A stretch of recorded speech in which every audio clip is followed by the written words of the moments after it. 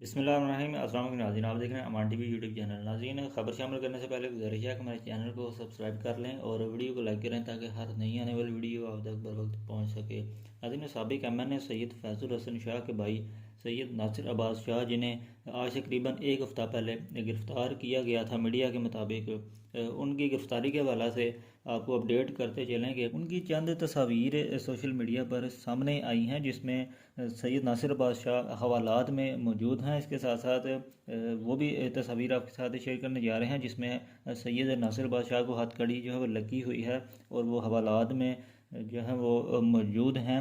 और इसके साथ साथ एक और फुटेज आपके साथ शेयर करने जा रहे हैं जिसमें गालिबन वो उन्हें मकामी अदालत में पेश किया जा रहा है। उस दौरान जो फुटेज ली गई है वो फुटेज जो आपके साथ शेयर करने जा रहे हैं जिसमें पेशी पर जा रहे हैं सैयद नासिर अब्बास शाह। जैसे इस केस के मतलब मज़ीद अपडेट्स मिलती हैं आपके साथ शेयर करते हैं। अगली वीडियो तक ले दीजिए इजाज़त। अल्लाह हाफ़िज़।